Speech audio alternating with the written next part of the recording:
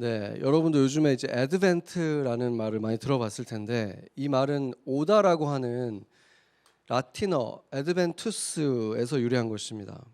그 번역을 하자면 출현 뭐 이렇게 번역을 할 수 있는 단어인데 전통적으로 보면은 이제 그 천주교도 캐톨릭도 당연히 지켜왔고 또 성공회라든지 감리교도 크리스마스 주일이 오기 4주 전 네 개의 주일을 애드벤트라고 하는 주일로서 보내고 있습니다.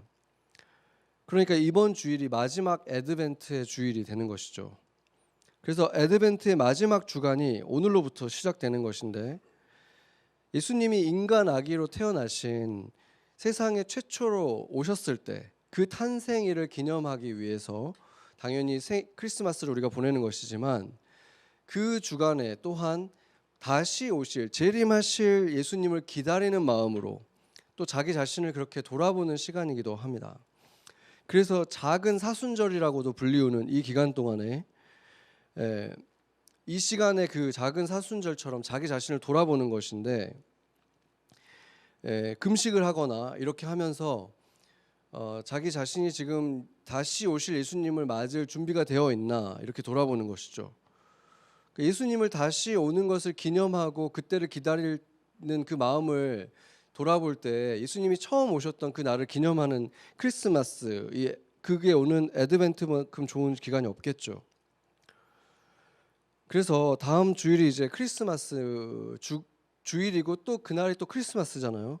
그래서 굉장히 특별한 주일이라고 말할 수가 있는데 그날을 맞기 전에 우리가 이제 일주일이 남았는데 그 일주일 동안 우리의 마음도 우리 자신을 돌아보면서 또 다시 오실 예수님에 대한 기대감으로 충만해지면 좋겠습니다.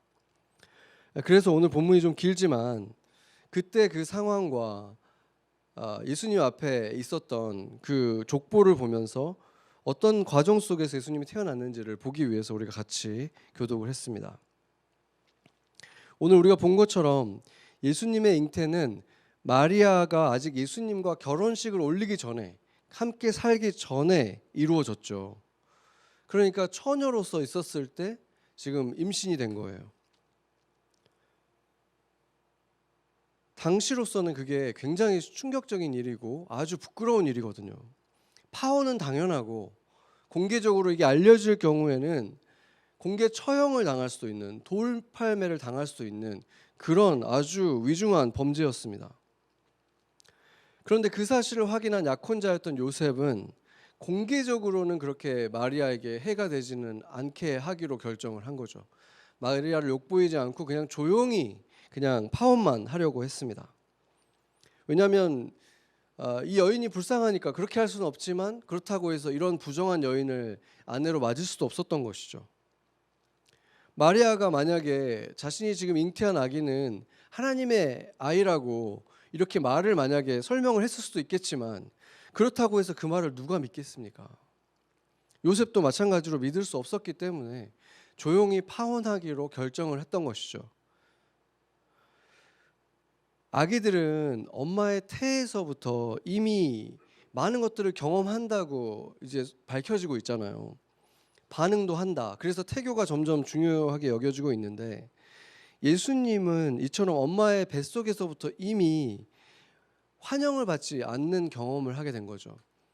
자신의 아빠가 되어서 자기를 돌봐주고 하게 될 이 아버지로부터 이미 거절감을 경험을 했고 가족들로부터 환영받지 못한 경험을 하게 된 것이죠. 그래서 그의 그 잉태는 다른 많은 아이들의 잉태처럼 축하와 환영을 받는 것으로부터 시작한 것이 아니라 엄마를 파혼의 위기에 놓이게 만들고 굉장히 감정적으로 거절감을 느낄 수밖에 없는 그 경험을 하게 된 것입니다. 온 세상의 주인이 지금 잉태되고 세상의 왕이 될 분이 잉태됐는데 그분의 최초의 경험은 결코 환영이 아니었다는 것입니다. 그리고 그 이후에 예수님의 부모가 로마 총독의 명령으로 인해서 각자의 자기의 고향으로 돌아가서 이제 호적 조사를 위해서 돌아가야 되는 상황이 됐는데 그게 또 하필이면은 만삭 때 이루어지게 됩니다. 그래서 베들레헴으로 이 만삭 때에 돌아간 것이 누가복음 2장 1절에서 7절이 증거하고 있죠. 가이사 아우구스토가 그 영을 내려서 이제 다 돌아가서 하게 됐는데 그 시점이 하필이면은 만삭이어서 올라갔는데 베들레헴으로 돌아가게 됐다고 말을 하고 있죠. 갈릴리 나사렛에 살고 있다가 베들레헴으로 올라가게 됩니다. 그런데 있을 곳이 없었다 이렇게 말을 하죠. 그러니까 그 작은 마을에 지금 기록을 보면은 총 인구가 200명도 되지 않았을 거라고 보거든요. 그러니까 예언에서도 이스라엘 예언도 보면은 이스라엘에서 가장 작은 마을이 아니다라고 말했다는 것은 실제로는 숫자적으로는 작은 마을이었다는 얘기죠. 아주 작은 마을에 집집마다 지금 손님 묵을 곳이 지금 빽빽하게 차가지고 더 이상 사람을 맞아줄 수가 없게 됐다 이렇게 된 거죠. 그래서 겨우 그 추위를 피하기 위해서 맞게 된 곳이 맞아줄 수 있었던 곳은 동물들이 지내는 곳이었다는 것입니다. 그러니까 마구간이 보통은 집과 따로 있지 않았고 그때 당시에 가택 구조를 보면은 그 처음에 들어가면 바로 마구간처럼 짐승들이 있는 공간이 있고 그 다음에 안방 그 안에 이제 사람들이 묵을 수 있는 곳 그리고 2층에 또 방이 있고 이런 식으로 되어 있는데 그 집은 그러니까 다 작고 그 동물들이 머무는 첫 번째 그 지역 그 구역에 공간이 있어서 거기밖에 내주지 않았다 이렇게 말을 하는 거죠. 바로 그곳에서 세상의 구원자, 세상의 왕이신 예수님이 탄생을 한 것입니다. 아무리 가난한 사람도 아기가 태어날 때가 되면은 최대한 깨끗한 공간에서 아이를 낳도록 하잖아요. 전통적으로 어느 지역, 어느 문화를 보더라도 그 산모가 태어날 때는 그 신생아와 산모를 위해서 최대한 깨끗한 환경을 마련해 주게 되어 있는데 지금 예수님의 부모 요셉과 마리아에게는 깨끗한 거는커녕 그냥 초라한 방 하나도 마련되어 있지가 않았다는 거죠. 오늘 본문은 마태복음에서 동방 박사들이 지금 유대 땅까지는 어떤 신비한 빛이 별처럼 빛나는 어떤 신비한 빛이 유대 땅까지는 인도해 준 거예요. 그런데 그 이후에 그 빛이 사라졌고 그들이 생각할 때는 그렇다면은 예수님이 어디서 날지 너무 분명하게 보여졌죠. 어디겠습니까? 그 유대 땅 전체에서 가장 화려한 곳 헤롯의 궁이잖아요. 헤롯 궁으로 들어간 거죠. 그들은 어떤 생각을 했겠습니까? 금박으로 장식이 화려하게 되어 있고 그 옷감도 금빛이 찬란한 그런 화려한 비단으로 되어 있는 실크로 되어 있는 그 옷감에 이렇게 감싸져 있는 그 왕자의 모습을 생각하고 헤롯 왕궁으로 들어갔는데 거기에 있지 않았죠. 거기에 예수님이 없었던 거예요. 거기에 왕궁은커녕 그 초라한 이스라엘에서 가장 작은 마을 베들레헴에 그곳에서도 가장 초라한 방도 아니고 심지어 그 동물들이 있는 곳에 바닥에 뭐가 있겠습니까? 뭐 지풀들 조금 있었겠죠. 그 컴컴하고 차가운 바닥에서 예수님이 태어난 것입니다. 그리고 그 아기를 누일 곳이 없어서 동물들이 음식을 먹는 그 여물통에다가 침대 삼아가지고 거기다가 눕힌 것입니다. 어떻게 보더라도 세상 어떤 부모가 자기 처음 태어난 아이를 짐승들 밥 먹이는 여물통에다 누이겠습니까? 이렇게 복이 없는 아이가 있을 수 있을까? 이렇게 복이 없는 부모가 있을 수 있을까? 왜 하필이면 이럴 때 추울 때 또 만삭일 때 베들레헴에 왔어야 했을까?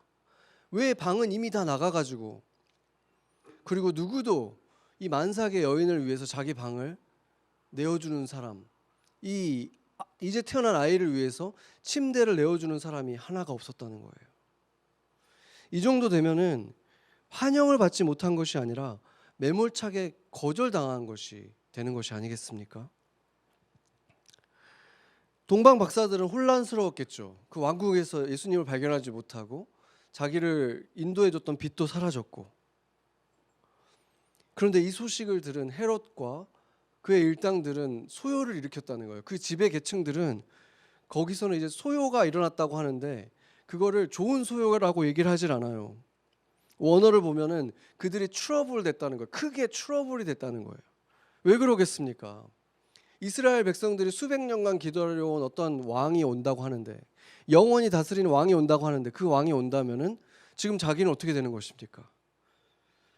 그러니까 억눌리고 그런 소식을 들을 수도 없는 곳에 있는 사람들에게는 이게 너무 기쁨의 소식인데 그들은 들을 수가 없고, 이 지배 계층의 사람들은 자기들이 누리던 이런 것들이 사라지고 또 자기들하고 이제 그 왕하고 싸워야 될 거 아니에요. 모든 것을 잃어버릴 수도 있게 되는 위기가 찾아온 것이죠. 그래서 헤롯은 뻔뻔하게 동방 박사에게 거짓말을 합니다. 사단과 똑같은 것이죠. 사단의 분신과 거의 같은 그런 존재예요.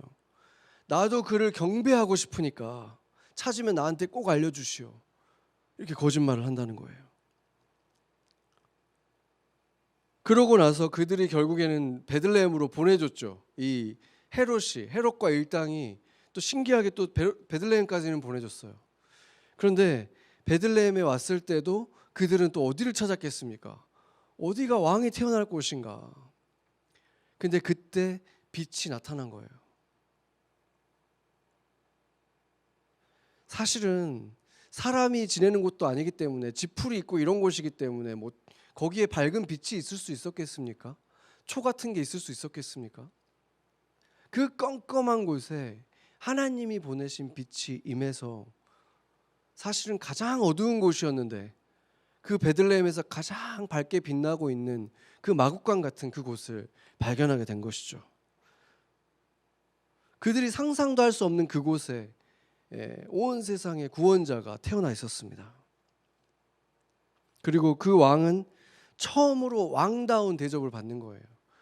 그 먼 곳에서 온 사신과 같은 사람들로부터 왕이 받는 선물들을 받게 됩니다. 그리고 나서 그들은 너무 순진하게 또 헤롯 왕이 돌아와가지고 너희들의 진짜 왕이 왔다고 알려주려고 했어요. 얘들은. 그런데 하나님이 이제 그들을 막아가지고 그들을 헤롯 왕에게 들르지 않고 다른 길로 자신들이 왔던 곳으로 돌아가게 됩니다. 그 소식을 들은 헤롯은 어마어마하게 분노를 했죠. 박사들은 이미 떠난 후였지만 그들이 마지막으로 있었던 곳이 베들레헴이었기 때문에 그곳으로 군인들을 보내가지고 2살 이내의 모든 남자아이들을 다 학살을 합니다.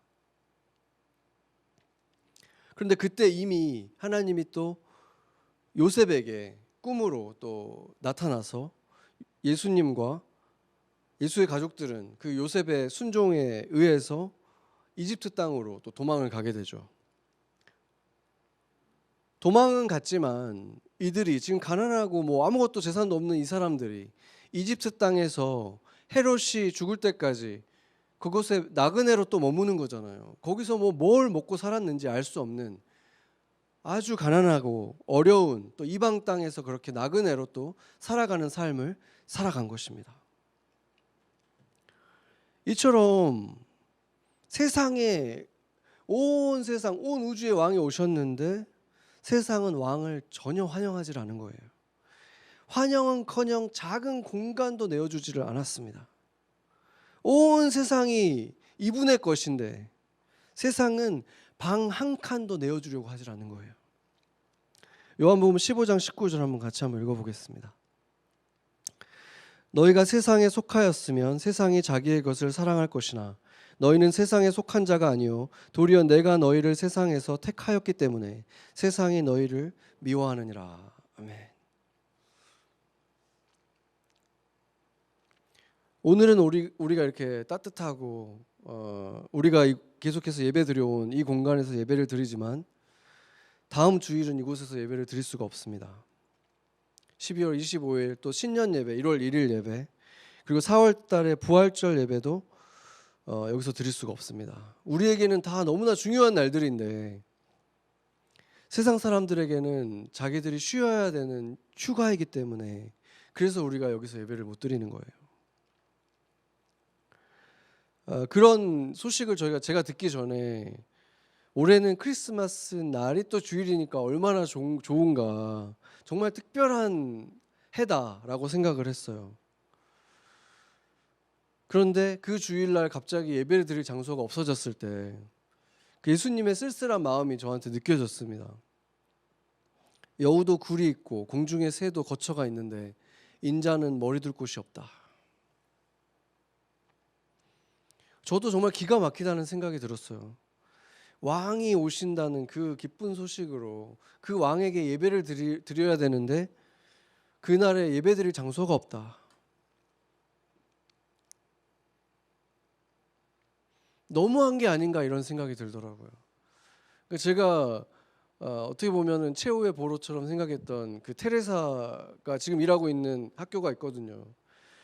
거기라도 되지 않을까라는 내심 그런 믿음이 있었어요. 안 되면 거기라도 되겠지. 근데 테레사가 연락이 잘 안 되는 거예요. 그래서 제가 몇 번을 했는데 결국 거기를 쓸 수가 없는 거죠.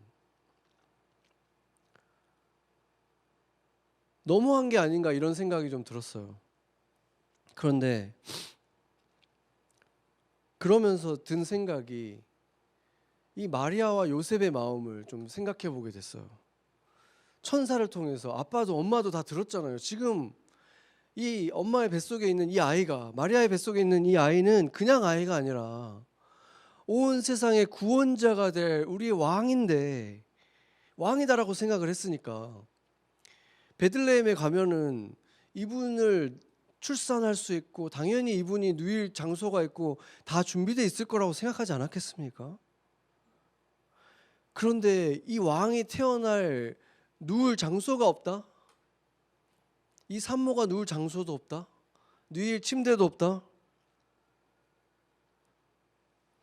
얼마나 기가 막혔겠습니까?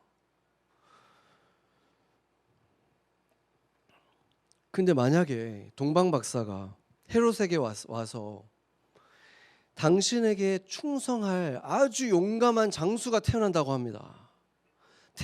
합니다. 당신의 왕국을 더욱 견고하게 해줄 아주 지혜로운 조언자, 당신을 도와줄 사람이 태어났다고 합니다. 라고 한다면 어떻겠습니까? 그래도 헤롯이 예수를 없애버리려고 했겠습니까? 아니겠죠. 극진하게 환영하지 않았겠습니까? 나를 도와줄 자인데 왕자처럼 대해줬을 거예요. 사탄이 예수가 만약에 그런 존재였다면 그렇게 험난한 길로 계속해서 거절하고 쫓겨나게 하고 공간이 없게 만들고 이렇게 하지 않았을 거예요. 예수가 세상을 자신의 손아귀 위에서 구원할 그런 존재가 아니었다면, 세상 권세 잡고 있는 자신을 방해하는 사람이 아니었다면 이렇게 예수를 거절할 이유도 없었을 것입니다. 실제로 예수님이 메시아로서 활동하지 않았던 그 거의 30년의 시간 동안에는 그냥 거의 잠잠하게 변방의 묵수로 아주 평범하게 살아갔던 그 동안에는 바리새인들이 그가 있는지도 몰랐어요. 거들떠도 안 봤어요. 로마 군인들도 거들떠도 안 봤어요. 신경도 안 써요. 그런데 그가 세상에 그리스도로서 나타나기 시작하니까 그때부터 공격과 핍박이 시작되는 거예요. 사람들을 옳은 길로 하나님께로 인도하기 시작하니까 사탄과 그의 분신들, 그의 졸개들이, 종교 지도자들이 견디지 못하고 소요를 일으키고 소동하기 시작하는 것입니다. 우리가 지금 마가복음을 보면서 그것을 계속 목격을 하잖아요. 크리스마스를 딱 일주일을 앞두고 정직하게 우리가 한번 우리 스스로를 한번 돌아봤으면 좋겠습니다. 우리는 당연히 예수를 환영하는 사람들이긴 한데 어떤 의미로 환영하고 있습니까? 나의 꿈을 이루어주는 그런 분으로서 환영하고 있습니까? 내 꿈을 이루어주는 것을 도와주는 분으로서 환영하고 있습니까? 내가 마음이 혼란스럽고 두려움이 올라올 때 나에게 평안을 주는 그런 분으로, 나를 도와주는 분으로, 안정시켜주는 분으로, 나의 기도를 들어주는 분으로, 내 삶의 부족함을 은혜로 채워주는 분으로, 다 좋은 것들이죠. 그런데 그분이 나의 주인이 되겠다고 하면 어떻습니까? 그래도 환영하겠습니까? 나를 다스리고 이끌어 가시는 나의 주인, 나의 왕이 되겠다고 해도 환영하시겠습니까? 내가 어디다가 내게 가장 소중한 것들을 드릴지, 사용할지 그 결정권의 주권을 주님께서 달라고 한다면 그래도 환영하겠습니까?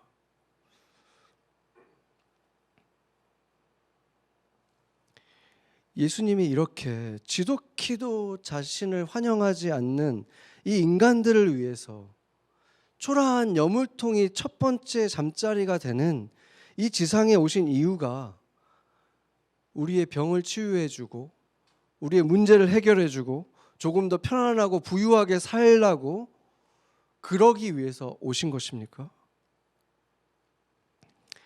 이사야 선지자를 통해서 하나님은 이분의 이름을 임마누엘이라고 하셨습니다.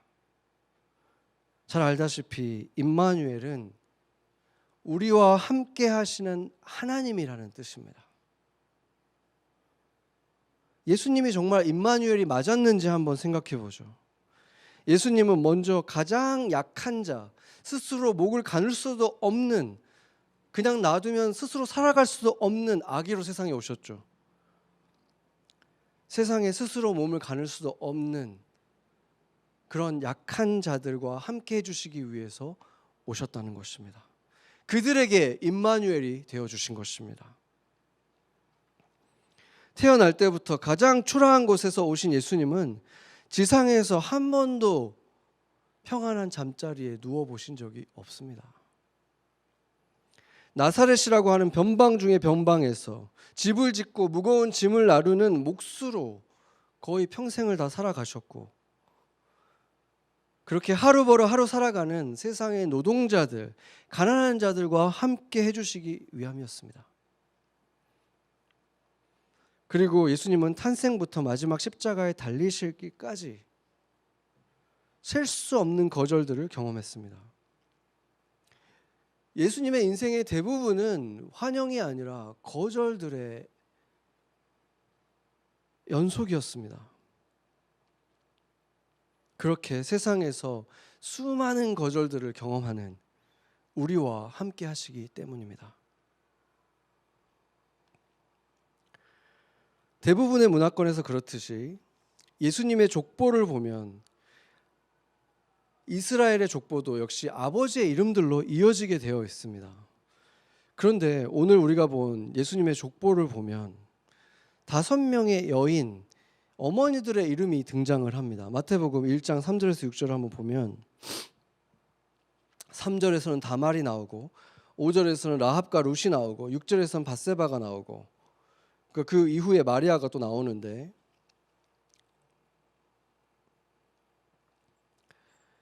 다윗은 솔로몬, 이 밧세바라는 이름은 안 나오지만 우리아의 아내에게서 솔로몬이 나왔다라고 얘기를 하거든요. 한번 생각을 해보세요. 족보에 내 이름이 있는데 누구와 함께 아이가 낳았다고 하는데 그 아내, 그 여자 이름이 내 이름이 아니라 내 이름이 아내의 이름이 써 있는 게 아니라 다른 남자의 아내와 함께 이 아들을 낳았다. 족보에 이렇게 써 있다고 생각을 해보세요. 불륜을 통해서 태어났다고 지금 말하고 있는 거예요. 이 남자의 아내와 함께 이 아들을 낳았다라고 지금 내 족보에 그렇게 지금 써 있는 거예요. 어떻게 이렇게 적나라하게 그 얘기를 하고 있을까? 근데 그게 끝이 아니죠. 5절에 보면은 2명의 여인이 또 등장을 하는데 라합과 룻입니다.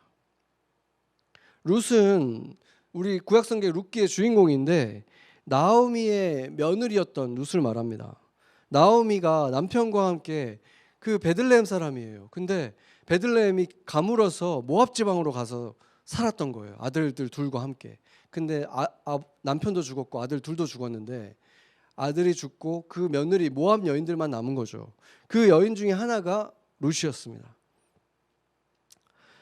그래서 나오미가 이제 모압에도 또 기근이 들어가지고 이제 그 과부들만 3명이 남은 거죠. 먹고 살 수가 없게 된 거예요. 그래서 나오미는 그러면 나는 베들레헴으로 돌아가야겠다. 너무 비참하고 부끄럽지만 그래도 거기 가면 살 수는 있으니까 거기로 돌아가겠다고 했더니 룻이 따라 나선 거예요. 그리고 결국 그 룻이 베들레헴에 있던 보아스라고 하는 그 친척과 재혼을 하게 된 것입니다. 그런데 그때 당시에는 모압 여인과 결혼을 한다는 것 자체가 이미 거룩한 집안에서는 있을 수 없는 일일 뿐만이 아니라 심지어 이 여인은 사별한 여인이에요. 남편이 먼저 죽어서 사별한 여인은 그거 자체로 또 복이 없는 여인이라고 해가지고 또 버림을 받는 그런 사람이거든요. 그러니까 지금 그 두 가지가 지금 다 겹쳐 있는 이 룻이라는 여인을 보아스가 받아들여서 결혼을 했고 아이를 낳았다. 근데 그 아이가 다윗 왕의 할아버지가 된다, 조부가 된다라는 것을 굳이 또 적어놓은 거예요, 이 족보에다가. 근데 라합은 더 기가 막히죠. 라합은 여호수아서에서 등장을 하잖아요. 근데 여호수아서를 보면은 그 여리고 성이라는 그 마을에 그 담벼락 쪽에 사는 거예요. 그 담벼락 쪽에 사는 사람들은 보통 이제 하층민들인데 라합은 그 중에서도 창기였습니다. 이스라엘의 정탐꾼들이 숨기가 좋은 곳이 당연히 그 하층민들이 사는 곳일 거 아니에요. 그 라합의 집에 들어와서 거기서 이제 거기서 지내고 또 숨기도 하고 했었는데 결국에는 그 살몬이라고 하는 남자가 많은 학자들은 아마 그 두 정탐꾼 중에 한 명이었을 거라고 보죠, 보통. 그래서 확실하진 않지만 아마 그 사람과 함께 이제 이들을 숨겨줬기 때문에 이스라엘에게 구원을 받고 라합과 라합의 가족들이 구원을 받아요. 그래서 이스라엘과 함께 구원을 받는데 굳이 이 여인이 이방 여인이었을 뿐만이 아니라 창기였던 그 여인의 이름을 굳이 거기다가 왜 써놨을까요? 마지막으로 등장한 여인의 이름은 다말입니다. 유다와 다말 사이에서 베레스와 세라가 났다고 말하고 있는데 이것을 그냥 딱 보면은 별로 문제가 없어 보이죠. 근데 문제는 뭐냐면 이 다말이 원래 유다의 아들의 아내였습니다. 며느리였다는 거예요. 이 다말의 남편이 하나님께 죄를 지어서 죽임을 당했고 그래서 이제 과부가 됐는데 유다가 원래 그때 당시의 전통에 의하면은 그때 당시에는 여인이 남편이 없거나 아들이 없으면은 재산을 가질 수가 없기 때문에 그냥 다 바로 거의 홈리스가 되고 살 수가 없어요. 재산을 소유할 수가 없기 때문에. 그래서 나이가 더 들기 전에 이 여인에게는 당연히 아이를 가져야 돼요. 그러면은 그때 당시의 전통으로는 유다에게 다른 아들이 있으면 그 아들을 다말에게 줘야 되는데 주면은 또 그 아들이 죽을까 봐 안 준 거예요, 유다가. 왜냐하면 복이 없는 여인인데 이 여인에게 줄 수가 없는 거예요. 아까워서. 그래서 이 여인이 기다리다 결국에는 어떻게 하냐면은 자기 자신을 창기로 변장을 해가지고 유다가 어디 마을에 그 이제 양치로 이제 양털 깎는 것 때문에 갔는데 거기에서 유혹을 해가지고 잠자리를 같이 하게 됩니다. 그래가지고 생긴 아이가 유다예요. 유다의 그 자손들인 거예요. 이게 얼마나 사실은 충격적이고 부끄러운 과거입니까? 그렇게 근데 이 유다의 지파가 이어져 왔다는 것을 지금 성경이 낱낱이 기록하고 있는 거예요. 심지어 그 사이에는 분명히 거룩하고 좋은 여인들도 있었거든요. 근데 그런 얘기들은 하나도 안 쓰고 모두가 다 부끄러운 얘기밖에 없는 이 사람들만 또 다 기록해 놓은 거예요. 거의 모든 수치와 부끄러움의 상징이라고 해도 과언이 아닐 만한 일들만 기록을 해놓은 거죠. 그런데 신약 성경의 첫 번째 책에 이게 지금 신약 성경이 시작하는 거잖아요. 맨 첫 번째 책이잖아요. 이게 지금 뭘 말해주는 것입니까? 신약 성경의 첫 번째 책이 이렇게 부끄러운 과거로부터 시작을 한다. 이것은 예수님의 탄생이 이렇게 수많은 거절들로 인해서 시작되는 것과 이 부끄러운 조상들의 얘기들이 연결되어 있는 것입니다. 이 모든 수치와 부끄러움들과 거절과 이게 이렇게 끝나지 않는다는 거예요. 수치가 은혜를 만나면 어떻게 완전히 뒤집어지는지를 보여주는 거예요. 아까 그 수치스러운 여인들의 삶이 그렇게 끝나지가 않았어요. 부끄러웠지만 그게 결국에는 가장 아름다운 결과로, 구약 성경에서는 그 결과가 뭡니까? 결국 그들을 통해서 태어난 사람이 다윗 왕이잖아요. 그 축복, 그리고 그게 끝이 아니었어요. 신약 성경에는 그 마리아까지 포함돼 가지고 태어난 그 아이가 예수 그리스도, 가장 아름다운 분, 온 세상을 축복하신 분, 구원하시는 그 구원자가 그 부끄러운 계보 속에서 태어나셨다는 것입니다. 임마누엘, 하나님을 만나면 그 삶에 들어오면 그 수치와 부끄러움과 거절이 완전히 거꾸로 뒤집어진다는 거예요. 은혜의 통로가 되고 축복의 통로가 되고 아름다운 열매를 맺는 왕의 자녀들이 되는, 태어나게 만드는 그 축복이 그 부끄러움에 있었던 그 사람들을 통해서 일어난다는 거예요. 이게 복음이라는 거예요. 우리 삶에 가장 부끄러웠던 일들, 수치스러웠던 일들, 내가 거절당했던 그것들이 예수님을 만나면, 그것들을 통해서 예수님을 만나면 그것을 경험한 사람들이 가장 예수님을 사랑하는 사람들, 예수님 이름을 들으면 춤을 추는 사람들,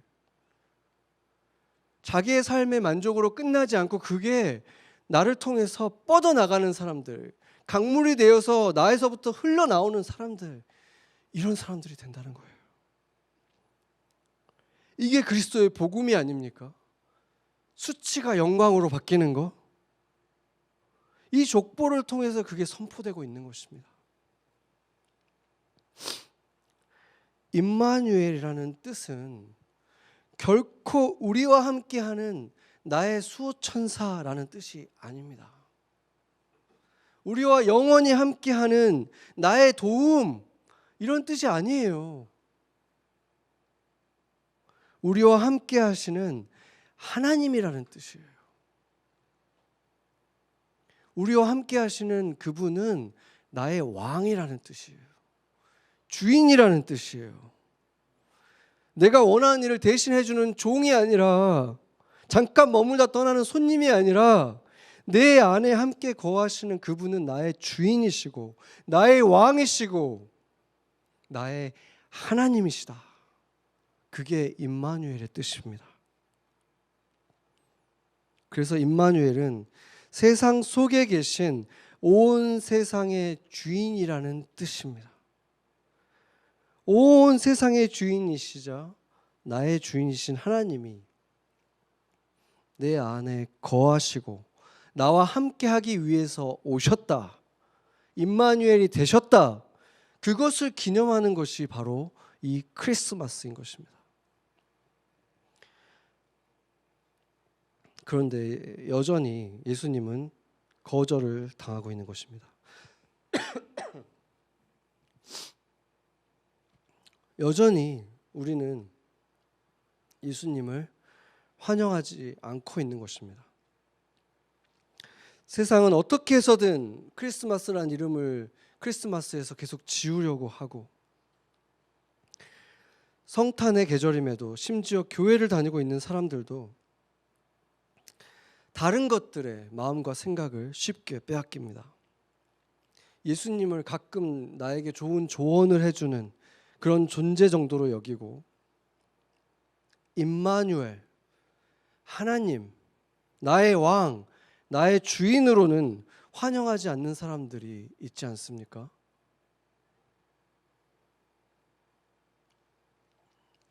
우리가 아까 찬양할 때도 영원히 주님을 사랑합니다.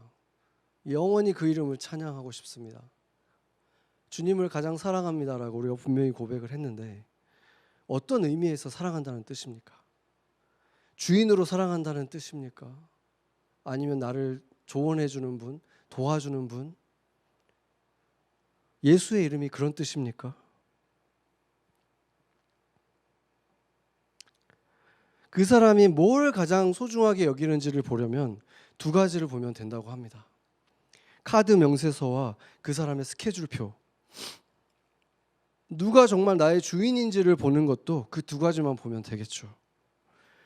나의 시간도 스케줄도 내가 결정하고, 나의 지출도 내가 결정하고, 어디로 갈지도 내가 결정하고, 다 내가 결정하는 사람들이, 그 사람들에게 누가 와서 누가 그것을 간섭하겠다, 누가 그것을 간섭하겠다고 한다면 확 돌아가지 않겠습니까? 돌변하지 않겠습니까? 내 인생인데, 내 시간인데 감히 누가 이것에 간섭을 하는가?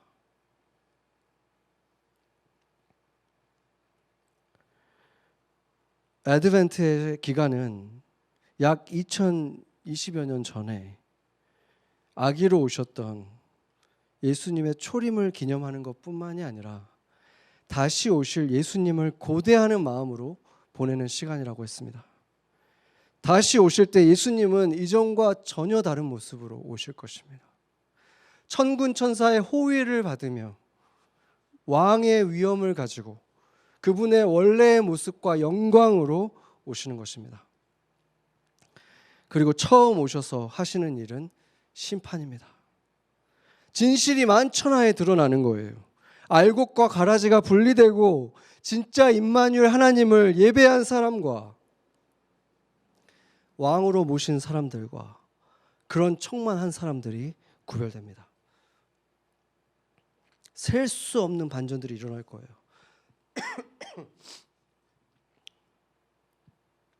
쌓아 올린 것들이 많아서 그 위에 위대해 보였던 많은 사람들, 그 모든 것들이 다 잿더미가 되어서 아무것도 남지 않는 사람들이 있는가 하면 아무것도 이룬 것이 없는 것 같이 보였지만 그의 손에는 보석처럼 반짝이는 것들로 가득한 사람들도 얼마나 많겠습니까? 복이 있는 자와 복이 없는 자가 뒤바뀌어지는, 올바로 보여지는 그 반전들이, 대반전이 일어나는 것입니다.